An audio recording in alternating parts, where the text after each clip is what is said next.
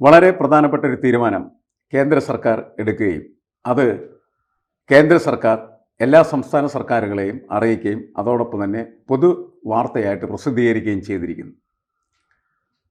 നമ്മളുടെ ദേശീയ ഗാനത്തോടൊപ്പം തന്നെ ദേശീയ ഗീതവും ഇനി ഔദ്യോഗികമായ എല്ലാ നടപടിക്രമങ്ങളോടുകൂടി പൂർത്തീകരിക്കേണ്ടതാണ്. ദേശീയ ഗാനം പാടുമ്പോൾ എഴുന്നേറ്റ് നിൽക്കണം, ദേശീയ ഗീതം പാടുമ്പോഴും എഴുന്നേറ്റ് നിൽക്കണം. വന്ദേ മാതരത്തിന് അങ്ങനെ ഒരു ഉയർന്ന സ്റ്റാറ്റസ് ലഭിച്ചിരിക്കുന്നു എന്ന് മാത്രമല്ല, ഇതുവരെ 2 ഭാഗങ്ങളാണ് നേരത്തെ വായിച്ചിരുന്നത്, പാടിയിരുന്നത് എങ്കിൽ ഇപ്പോൾ 6 ഭാഗങ്ങളും വായിക്കണം എന്ന നിർബന്ധവും അതിനകത്തുണ്ട്. അന്ന് ഭരണഘടന നിർമ്മാണ സമിതിയുടെ മുന്നിൽ ഈ വിഷയങ്ങൾ വരുമ്പോൾ ചില പ്രശ്നങ്ങൾ ഉയർത്തിയതിൻ്റെ അടിസ്ഥാനത്തിലാണ് ആദ്യത്തെ ഭാഗം മാത്രം, ആദ്യത്തെ 2 ചരണങ്ങൾ മാത്രം മതി എന്നന്ന് തീരുമാനിച്ചിരിക്കുന്നത്. എന്നാൽ ഇപ്പോൾ അത് മുഴുവൻ പാടണം എന്ന് തീരുമാനമായി. ഇത് കേന്ദ്ര സർക്കാരും കേന്ദ്ര സർക്കാരിനെ നയിക്കുന്ന RSSും അതോടൊപ്പം തന്നെ BJPയും എടുത്ത തീവ്രമായിട്ടുള്ള ദേശീയതയുടെ ഭാഗമായിട്ട് ഉള്ള ഒരു കാഴ്ചപ്പാടാണ്, ഒരു നടപടിക്രമമാണ്. അത് എല്ലാവരും അംഗീകരിക്കുകയും മുന്നോട്ട് പോവുകയും ചെയ്യുക എന്നുള്ളതാണ്. അപ്പോൾ അവരവരുടെ സാംസ്കാരികമായിട്ടുള്ള ഒരു കാഴ്ചപ്പാട്, പ്രത്യയശാസ്ത്രപരമായിട്ടുള്ള കാഴ്ചപ്പാട് അവതരിപ്പിക്കുന്നു. അത് എല്ലാവർക്കും സ്വീകാര്യമായി തീരേണ്ടതാണ്, എല്ലാവരും സ്വീകരിച്ചേ പറ്റൂ. ബംഗാളി എഴുത്തുകാരനായ ബങ്കിം ചന്ദ്ര ചാറ്റർജിയാണ് ഈ വന്ദേമാതരം എഴുതിയത്. ഈ വന്ദേമാതരം എഴുതിയപ്പോൾ അതിനകത്ത് ഏതാനും ചരണങ്ങൾ ഒഴിവാക്കിയത് സാമുദായിക പ്രീണന നയമുണ്ടാകും എന്ന് പറഞ്ഞിട്ട് കോൺഗ്രസ് ഒഴിവാക്കിയതാണ്. പക്ഷേ ഇപ്പോൾ പറയുന്നത് ഈ 3 മിനിറ്റും 10 സെക്കൻഡ് കൊണ്ടാണ് വന്ദേമാതരം ആലപിക്കേണ്ടത്. അതിനുള്ളിൽ ഈ പറയുന്ന കേന്ദ്ര ആഭ്യന്തര മന്ത്രാലയത്തിൻ്റെ ഉത്തരവിലുള്ളതും ഇതുവരെ ഒഴിവാക്കിയിരുന്ന ഭാഗം കൂടി പാടണമെന്നാണ്. പൂർണ്ണ രൂപത്തിലുള്ള ഗീതത്തെയാണ് ഔദ്യോഗിക രൂപമായി കണക്കാക്കുന്നത്. എന്ന് പറഞ്ഞാൽ പ്രസിഡന്റും ഗവർണറും ഒക്കെ പങ്കെടുക്കുന്ന ചടങ്ങുകളിൽ ഈ വന്ദേമാതരം പാടണം. അപ്പോൾ ദേശീയ ഗാനവും ദേശീയ ഗീതവും ആലപിക്കേണ്ട ചടങ്ങിൽ ആദ്യം ദേശീയ ഗീതമാണ് ആലപിക്കേണ്ടത്. അപ്പോൾ ശരിക്കും പറഞ്ഞാൽ ഒരു ഹിന്ദുത്വ അജണ്ടയാണ് RSSൻ്റെ അല്ലെങ്കിൽ BJPയുടെ എന്ന് പറയുമ്പോൾ മുഴുവൻ ജനങ്ങളെ, ഇപ്പം മറ്റു മതത്തിലുള്ളവരെ മുഴുവൻ ഹിന്ദുവാക്കി കൺവേർട്ട് ചെയ്യുക എന്നല്ല അവർ ഉദ്ദേശിക്കുന്നത്. ഹിന്ദുത്വ ആശയങ്ങളുടെ ഭാഗമായിട്ട് രാജ്യത്ത് ഇത്തരത്തിൽ ദേശീയ ഗാനത്തിന് തുല്യമായിട്ട് ദേശീയ ഗീതത്തെയും കൊണ്ടുവന്ന് തങ്ങൾ ആഗ്രഹിക്കുന്ന രീതിയിൽ കാര്യങ്ങൾ മുന്നോട്ട് കൊണ്ടുപോകാനായിട്ട് RSSനും BJPക്കും സാധിക്കുന്നു. നമുക്കറിയാം, ഈ വന്ദേ മാതരത്തിൻ്റെ 150-ാം വാർഷികം 2 മാസം മുമ്പാണ് പാർലമെൻറ്റിൽ ആഘോഷിച്ചത്. ഇത് സംബന്ധിച്ച് പാർലമെൻറ്റിൽ ചർച്ചയും ഒക്കെ നടത്തിയിരുന്നു. അപ്പം വളരെ കൃത്യമാണ് അജണ്ട എന്ന് പറയുന്നത്.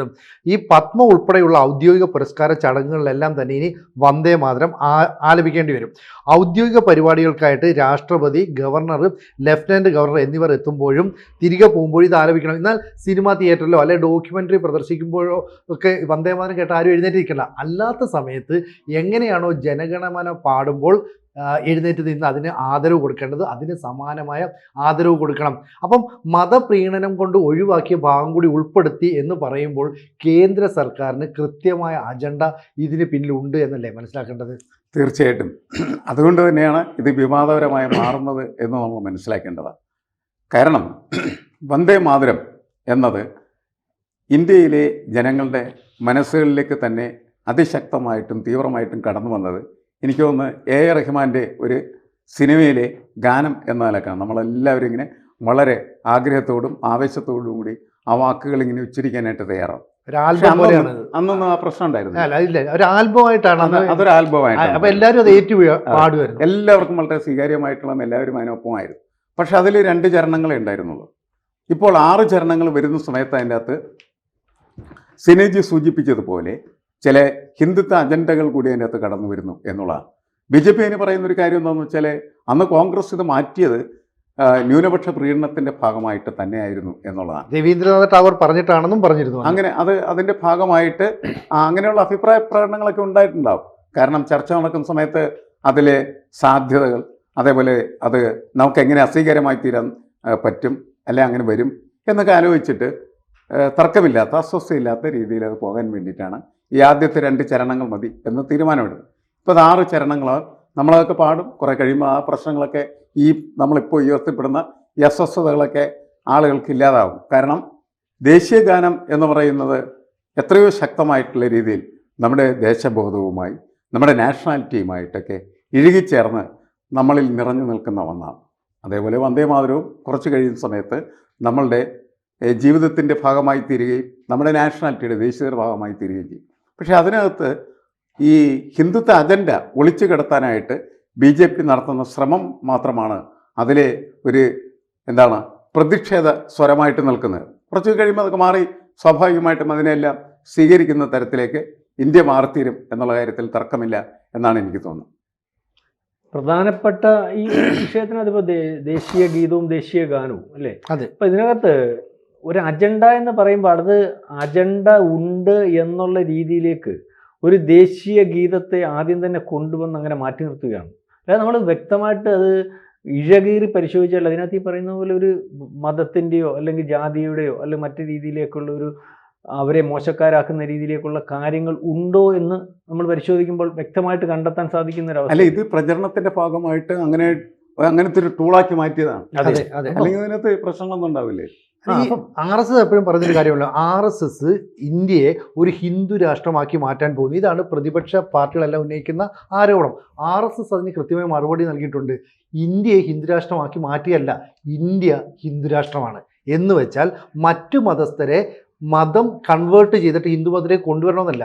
ഹിന്ദു മതത്തിൻ്റെ അജണ്ടകൾ, ദേശീയ ഗാനം, ഈ പറയുന്ന ദേശീയ ഗീതം, ഇതൊക്കെ തന്നെ എല്ലാ ഭാരതീയരും ആലപിക്കണം. അതിനുള്ള ഒരു നിർബന്ധം മുന്നോട്ട് വെക്കുകയാണ്. ഇതൊരു നിയമപരമായ വ്യവസ്ഥയിലേക്ക് മുന്നോട്ട് വെക്കുന്നത്. ഇതിപ്പം ദേശീയ ഗാനത്തിലുള്ള ആദരവ് എന്ന് പറയുന്നത് മൗലിക കടമകളിൽ ഒന്നായിട്ട് ഭരണഘടനയുടെ 51 വകുപ്പിൽ പറയുന്നുണ്ട്.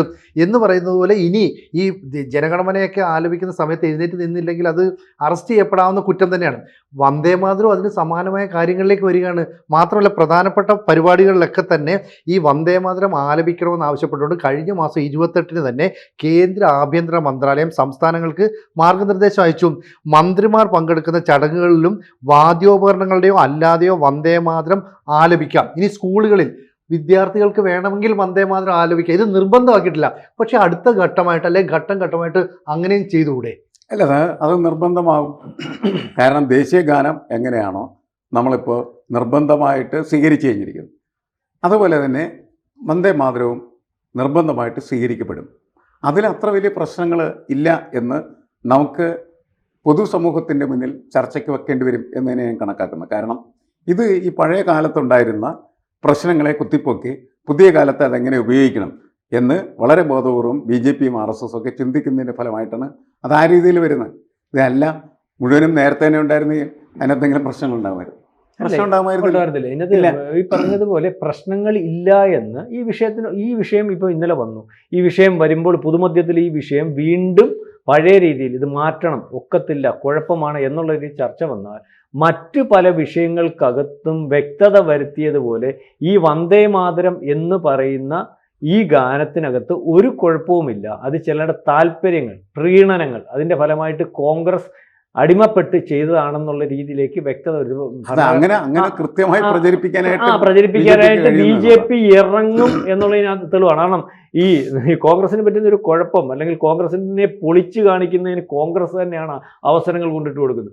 ഭരണഘടനയ്ക്കകത്ത് തിരുത്തലുകൾ വരുത്തുകയും പ്രശ്നങ്ങൾ ഉണ്ടാക്കുകയും ചെയ്യുന്നതും അല്ലെങ്കിൽ ഭരണഘടന നാളെ കാലത്ത് ഇല്ലായ്മയായി പോകുമെന്നുള്ള രീതിയിൽ പ്രചരണം കൊണ്ടുവന്നിട്ട് പാർലമെൻറ്റിൽ ഭരണഘടനയ്ക്കകത്ത് ഇവിടുത്തെ ഈ പറയുന്ന കോൺഗ്രസും ഒരുപക്ഷെ ഇന്ദിരാഗാന്ധിയും ഒക്കെ ഉണ്ടാക്കിയ തിരുത്തലുകളും ഇതിനെപ്പറ്റി വ്യക്തത വരുത്തി പറയുന്ന രീതിയൊന്നുമില്ല. അതുപോലെ പല വിഷയങ്ങൾക്കകത്ത് ഗോവധ നിരോധനത്തിനകത്ത് BJP ആണ് ഇതിൻ്റെ കസ്റ്റോഡിയൻ എന്നുള്ള രീതിയിലേക്ക് കാര്യങ്ങൾ വന്നപ്പോൾ ഏറ്റവും കൂടുതൽ ഗോവധ നിരോധനം വേണമെന്ന് ഇന്ത്യയിൽ വാദിച്ച ആൾ ഗാന്ധിജിയാണെന്ന് വന്നില്ലേ? ഏറ്റവും കൂടുതൽ സംസ്ഥാനത്ത് ഗോവധ നിരോധനം ഏർപ്പെടുത്തിയ പാർട്ടി കോൺഗ്രസ് ആണെന്ന് വന്നില്ലേ? ഇതൊക്കെ വ്യക്തത വരുത്തി പറയുന്നതിന് പോലെ ഈ വന്ദേമാതരം എന്ന് പറയുന്നതിനകത്ത് മാറ്റി നിർത്തപ്പെട്ടത് ഇസ്ലാമിസ്റ്റുകളുടെ അജണ്ട, അതായത് മുസ്ലിങ്ങളുടെ അജണ്ട അല്ല.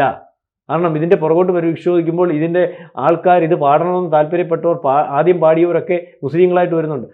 അതുപോലെ സിനുജി പറഞ്ഞതുപോലെ RSS പറയുന്നത് എന്താണ്? മുസ്ലിം വിരുദ്ധതയും ക്രിസ്ത്യൻ വിരുദ്ധതയും അല്ല. അത് ഇന്നലെയും ഒരുപക്ഷെ ഇദ്ദേഹം പറഞ്ഞിട്ടുണ്ട്. ക്രിസ്ത്യാനിയും മുസ്ലിമും അല്ല ഇന്ത്യക്കകത്തെ യഥാർത്ഥ ക്രിസ്ത്യാനിയും യഥാർത്ഥ മുസ്ലിമും അല്ല ഇന്ത്യക്കകത്തെ ശത്രുക്കൾ. അവരെ ശത്രുവായിട്ട് കാണാൻ പറ്റത്തില്ല. അവർ ഇന്ത്യക്കാർ തന്നെയാണ്, അവർ ഹിന്ദുക്കൾ തന്നെയാണ്. പക്ഷേ ഇസ്ലാമിസ്റ്റുകളും ഇപ്പം നമ്മൾ പറയത്തില്ലയോ, ഈ ചില മതപരിവർത്തനത്തിൻ്റെ ഭാഗമായിട്ടിരിക്കുന്ന അവർ ഈ അവരുടെ പേര് ഞാൻ ഓർക്കുന്നില്ല, ഈ നമ്മുടെ ട്രംപിൻ്റെ അല്ലെങ്കിൽ ഈ ബെന്തക്കോസ് അങ്ങനത്തെ ഒരു വിഭാഗം, അതായത് അവർ മതപരിവർത്തനം നടത്തുകയാണ്. അവരുടെ അജണ്ട എന്ന് പറഞ്ഞാൽ ഈ രാജ്യത്ത് നിന്നുകൊണ്ട് ഈ രാജ്യത്തിനപ്പുറം വേറെ ചില രാജ്യങ്ങളുടെ തിട്ടൂരങ്ങൾ ഇവിടെ കൊണ്ടുവന്നതിന് വേണ്ടി ചില വിശ്വാസത്തിൻ്റെ പേരിൽ ഒരു വോട്ടിംഗ് സമൂഹത്തെ ഉണ്ടാക്കി കൊണ്ടുവരുന്ന ഒരവസ്ഥ. അതായത് ഇന്ത്യക്കകത്ത് തന്നെ നിന്നുകൊണ്ട് ഇന്ത്യക്കെതിരെ പണി അല്ലെങ്കിൽ ജോലി ചെയ്യുന്നതിന് വേണ്ടി ആൾക്കാരെ മറ്റ് രാജ്യങ്ങൾ, അമേരിക്ക പോലെയുള്ള ട്രംപിൻ്റെ ഭാഗമായിട്ടുള്ള ഈ ഒരു അത് ഉരുത്തിരിക്കുന്നു. അവരെയാണ് നമ്മൾ വേർതിരിച്ച് കാണേണ്ടതെന്ന് വളരെ കൃത്യമായിട്ട് വ്യക്തമായിട്ട് പറഞ്ഞിട്ടുണ്ട്. അത് നമ്മൾ പറഞ്ഞില്ലേ, ഈ മണിപ്പൂർ ഉൾപ്പെടെയുള്ള സ്ഥലത്ത് ഈ ഇപ്പോഴും ഇതൊക്കെ ഈ ഇത്തരം വിവേചനങ്ങളൊക്കെ ശക്തമായ രാഷ്ട്രീയ ഉപകരണങ്ങളായിട്ട് ഉപയോഗിക്കപ്പെടുന്നു. അതങ്ങനെ പോകാതെ നോക്കേണ്ടത് എനിക്ക് തോന്നുന്നത് പൊതുസമൂഹത്തിന് താല്പര്യമുള്ള ആളുകളുടെ ഒരു ഉത്തരവാദിത്വമാണ്. ശരിക്കും പറഞ്ഞാൽ വിഷയങ്ങളൊക്കെ ഉണ്ട്, അതൊക്കെ ചർച്ചയ്ക്ക് വെക്കുക. പക്ഷേ ഭരണഘടന പരിഷ്കാരവും അതേപോലെ തന്നെ തിരുത്തലുകളും ഒക്കെ ഭൂരിപക്ഷ അടിസ്ഥാനത്തിൽ നടക്കുമല്ലോ. പക്ഷേ ഇവിടുത്തെ പ്രശ്നം എന്താ പറയുക, വന്ദേ മാതരത്തിലെ ചരണങ്ങൾ ഒഴിവാക്കിയത് കോൺഗ്രസിന്റെ സാമുദായിക പ്രീണനം കൊണ്ടാണെന്ന് BJP നേരത്തെ പറഞ്ഞതാണ്. അത് കൃത്യമായിട്ട് ഇവിടെ തിരിച്ചു കൊണ്ടുപോകും. എന്നിട്ട് ദേശീയ ഗാനത്തിന് എന്ത് പദവി കൊടുത്തോ അതേ പദവി ദേശീയ ഗീതത്തിന് നൽകുന്നു. അതാണ് ഞങ്ങളുടെ അജണ്ട, ഞങ്ങൾ ഇത് നടപ്പാക്കും, ഇതാണ് ഞങ്ങളുടെ ഹിന്ദു രാഷ്ട്ര BJPയുടെ അജണ്ട, ഐഡിയോളജി. ഞങ്ങളുടെ ഐഡിയോളജി ഇതാണ്, നിങ്ങൾ അനുസരിച്ചേ പറ്റൂ. അവർ പറഞ്ഞ എല്ലാ കാര്യങ്ങളും ഇങ്ങനെ നടപ്പാക്കിക്കൊണ്ടിരിക്കുകയാണ്. കാശ്മീരിന്റെ പ്രത്യേക പദവി എടുത്തു കളഞ്ഞു. അപ്പൊ അവര് ഇലക്ഷന് മുമ്പ് എന്തൊക്കെ പറഞ്ഞു അത് 1 by 1 ആയിട്ട് നടത്തിക്കൊണ്ടിരിക്കുന്നു. പക്ഷെ ഇതിനിപ്പം ആർക്കും ചോദ്യം ചെയ്യാൻ പറ്റത്തില്ല. കാരണം ഇതിനകത്ത് അംഗീകരിച്ചാൽ എന്താണെന്ന് ചോദ്യം വന്നാൽ ആർക്കും മിണ്ടാൻ പറ്റാത്ത. വേറൊരു കാര്യമുണ്ട് സിനുജി, അതിനകത്ത് ഒളിച്ചു കടത്തലൊന്നും ഇല്ലല്ലോ. ഇവരിത് ഇലക്ഷന് മുമ്പേ പറഞ്ഞിട്ടാ ചെയ്യുന്നത്. അതെ, ഇലക്ഷന് മുമ്പേ ഉള്ളതിനകത്ത്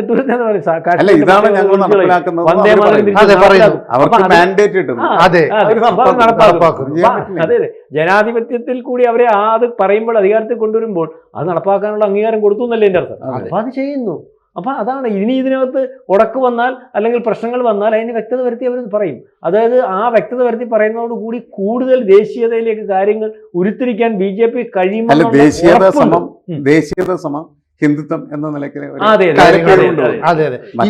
മറ്റാളുകൾക്ക് എതിർക്കാൻ മാത്രം. ഇനി സ്കൂളുകളിൽ ക്ലാസ് തുടങ്ങുന്നതിന് മുമ്പ് നിർബന്ധമായും വന്ദേ മാതരം ആലപിക്കണം എന്നൊരു സാധനം കൂടെ വന്നു കഴിഞ്ഞാൽ കുട്ടികളിലേക്ക് അത് എത്തുകയാണ്. ആ കുട്ടികളിലൂടെയാണ് ഈ അടുത്ത തലമുറയിലേക്ക് അത് എത്തിപ്പെടുന്നത്. അത് വളരെ കൃത്യമായിട്ട് അജണ്ടയുണ്ട്.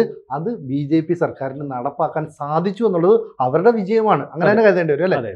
കൂടുതൽ വാർത്തകളും വിശേഷങ്ങളും നിങ്ങളിലേക്ക് എത്താൻ ABC മലയാളം സബ്സ്ക്രൈബ് ചെയ്യുക, ബെൽ ബട്ടണും അമർത്തുക.